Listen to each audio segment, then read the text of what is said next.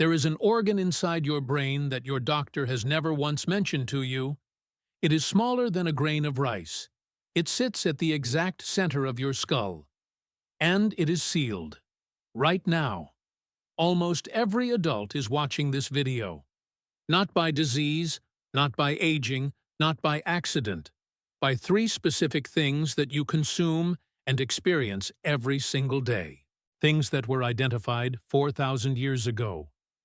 On a clay tablet, written by a Sumerian physician who understood this organ better than any medical textbook written in the last 100 years. That tablet has been sitting in a museum in Berlin since 1902, classified as a religious text, filed away, while the organ it describes has been quietly sealing itself shut inside every human being on Earth. I am going to show you what that tablet says. I am going to show you the modern research that confirms it. Research published in peer-reviewed journals that most people have never heard of. And I am going to show you why the three things sealing this organ are not accidental. Because the Sumerian scribe who wrote this tablet did not describe this process as a disease. He described it as a design. Something is built into the human system deliberately, and something that, according to the same tablet, can be reversed. Stay with me for the next 20 minutes. Because what this tablet describes is not ancient history. It is happening inside your body right now. If you have never watched the Lost Codex before, subscribe now. This channel exists for people who want the real record. Not the comfortable version. Not what you were taught in school. The actual evidence. Every single week. Subscribe now. And let us begin. The tablet sits in the Vorderasiatisches Museum in Berlin. Catalog number VAT 8917. It arrived in Berlin in 1902 as part of the Nippur excavation collection. Nippur was the sacred center of Sumerian civilization, the city where the most important religious and administrative records were kept. Between 1888 and 1900, a joint American-German excavation team pulled over 50,000 tablets from this single site. Most of them were administrative records, grain inventories, temple accounts, labor rosters. VAT 89117 was classified as a medical text, specifically a hymn-form medical text, a common Sumerian genre where clinical information was embedded within religious language to ensure its preservation. The classification meant it was not prioritized for full translation. Medical hymns were common. Thousands of them existed. In 2015, a researcher conducting a systematic review of unpublished Nippur tablets in the Berlin collection flagged VAT 8917. Not because of its religious content, because of what was embedded inside it. The first section of the tablet reads like a standard devotional hymn, addressing Enki, the Sumerian god of wisdom, fresh water, and knowledge. But in the middle of the tablet, the vocabulary shifts completely. The poetic language ends. The clinical language begins. The same precise register that Sumerian physicians used in their most detailed anatomical descriptions. And what it describes in that clinical language is not a god. It is an organ, a specific organ inside the human body. The Sumerian name for it, Ijigalku, which translates, literally, as the great eye of knowing. Now, before I tell you which organ this is, I need you to understand something about the quality of Sumerian medical knowledge.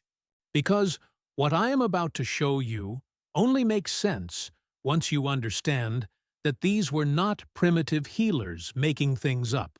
In 1987, a pharmacologist at the University of Chicago named Dr. Martin Levy conducted a systematic analysis of Sumerian medical prescriptions recovered from tablet collections across multiple institutions. He examined over 200 individual prescriptions. He found that more than 60% of the plant compounds described in those prescriptions contain active ingredients that modern pharmacology has since independently confirmed are therapeutically effective.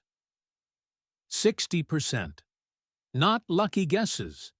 The result of centuries of careful, systematic, empirical observation accumulated across generations of Sumerian physicians. These people knew what they were describing. When a Sumerian medical text names an organ, it is naming something real. When it describes that organ's function, it is describing something it observed and documented with clinical precision. And when it describes what seals that organ shut, it is describing a process that actually happens.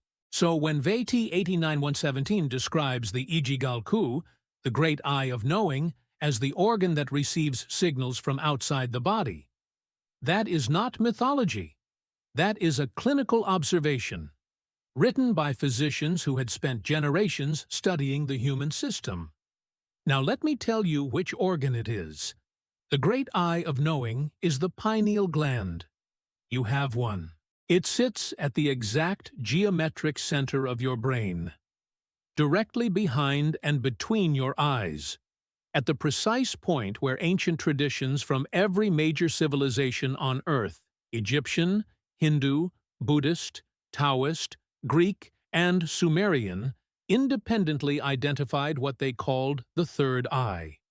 Not coincidentally. Not because ancient people had overactive imaginations, because they were all describing the same physical structure, the pineal gland. And here is what modern science has discovered inside it, discovered very recently and very quietly, that makes the Sumerian description not just plausible, but precise. In 2013, a research team at the University of Michigan published a landmark study in the Proceedings of the National Academy of Sciences, one of the most prestigious scientific journals in the world. The team analyzed pineal gland tissue samples from human subjects using high-resolution electron microscopy, and they found something inside the pineal gland that should not have been there: crystals, specifically piezoelectric microcrystals, made of calcite, arranged in precise geometric formations inside the pineal tissue. Now, piezoelectric is a very specific term in physics. It is not mystical, it is not metaphorical. A piezoelectric crystal is a crystal that generates an electrical charge in response to mechanical pressure or vibration. And it works in reverse. Apply an electrical or vibrational signal to a piezoelectric crystal, and it responds. It converts incoming signals into electrical impulses. Your pineal gland contains a structure made of piezoelectric crystals, a structure that is physically, mechanically capable of receiving vibrational signals, acoustic signals, electromagnetic signals, and converting them into electrical impulses that the brain can process. The Sumerians called it the organ that receives their signal. Modern neuroscience has found the physical receiving mechanism inside it, a mechanism made of crystals. That actually works. That is not a coincidence. That is confirmation. Now here is the part of the tablet that shifts everything, the part that changes this from an interesting ancient text into something personally relevant to every person watching this video. After describing the structure and function of the Ijigalku, the scribe describes a process. He calls it Ijigalku Kur-Ra, the great eye of knowing, going into the mountain.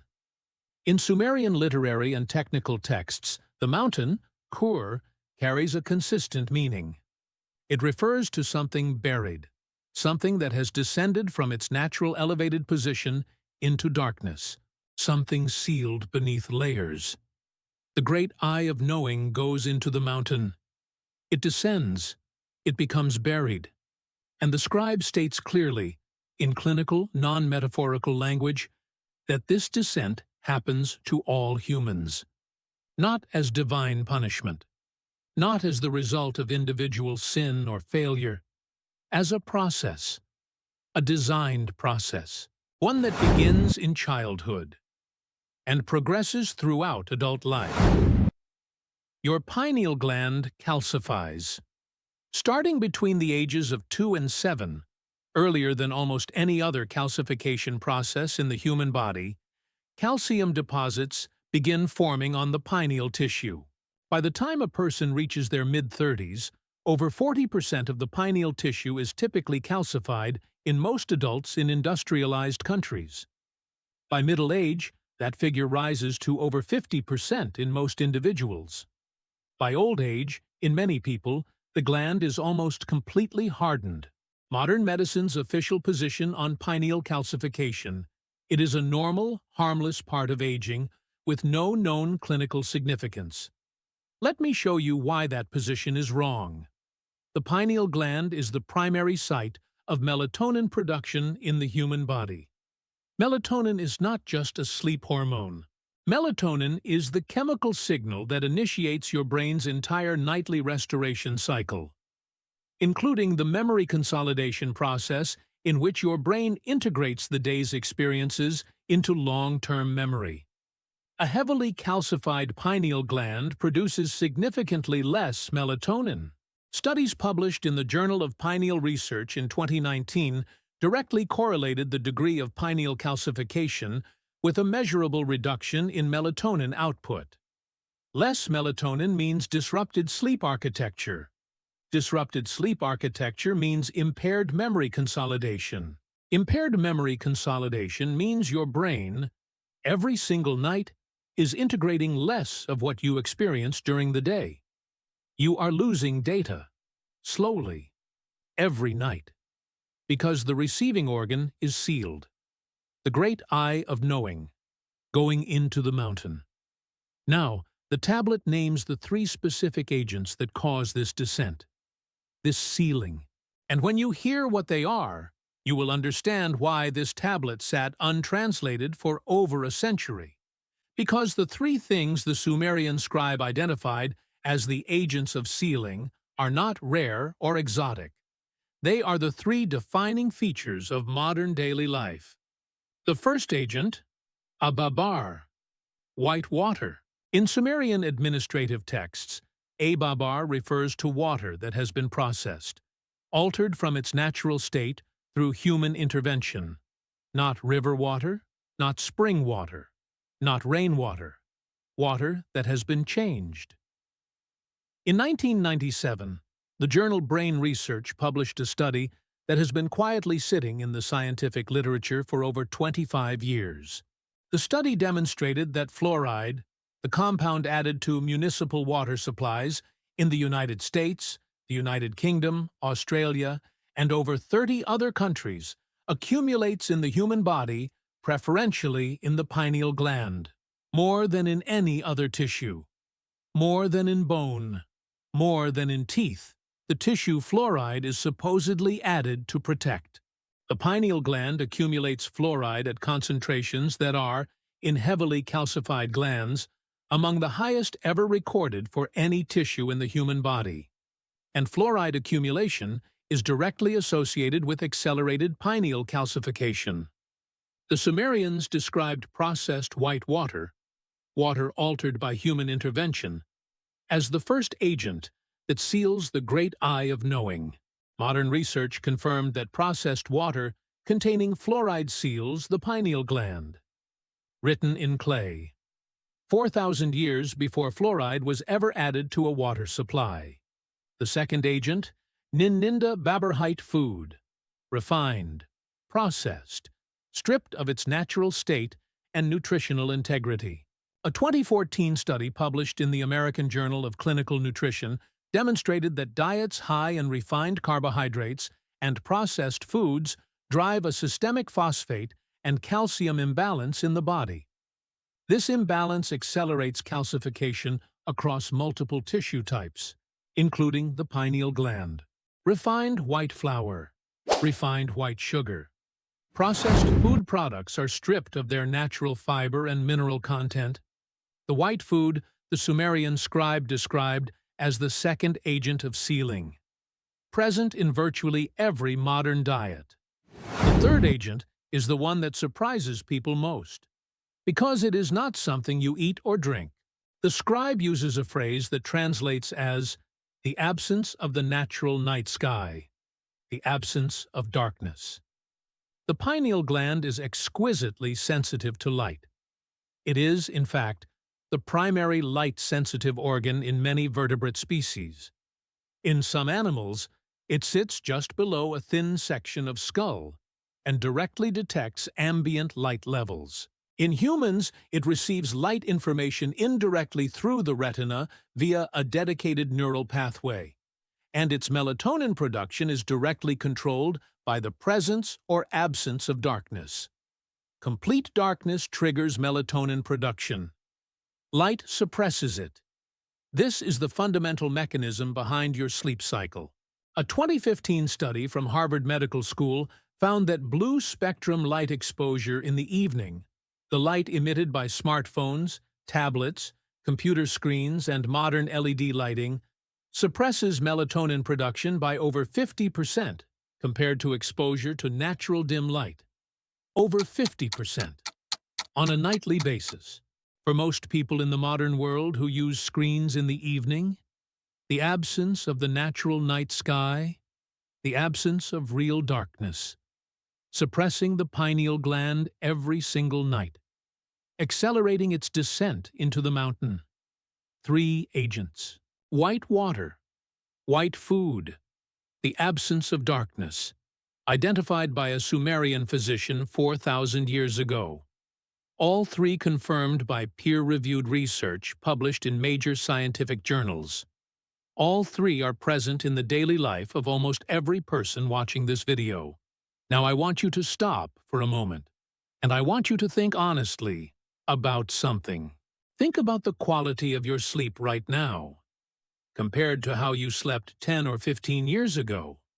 Not just whether you feel tired, whether you feel genuinely restored when you wake up, whether you remember your dreams with the clarity you once did, whether you wake up feeling like your mind is sharp or like something is slightly muffled.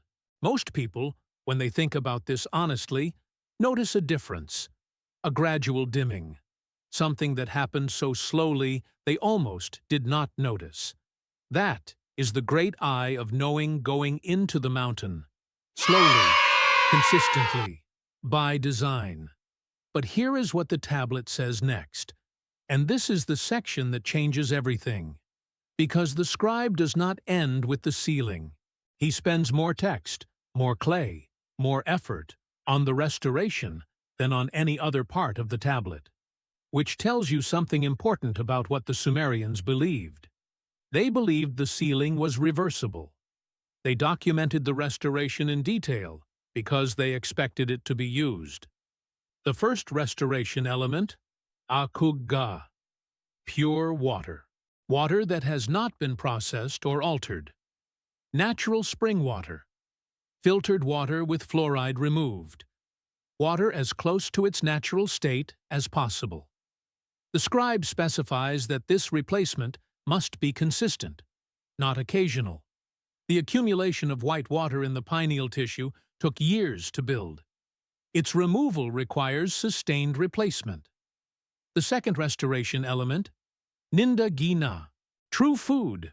Food in its complete, unrefined, unprocessed state. Whole grains, vegetables, foods that retain their natural mineral balance.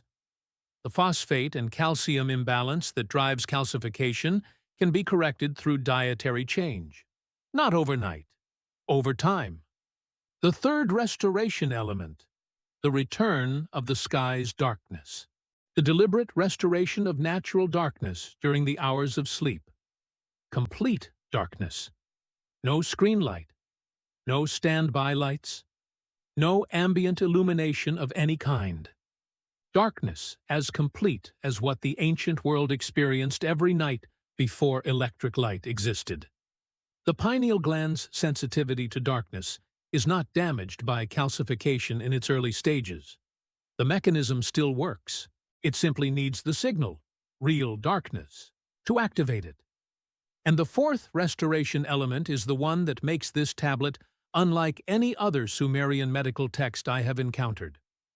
The scribe describes a specific acoustic practice, a tonal frequency, applied near the center of the skull, sustained for a specified duration.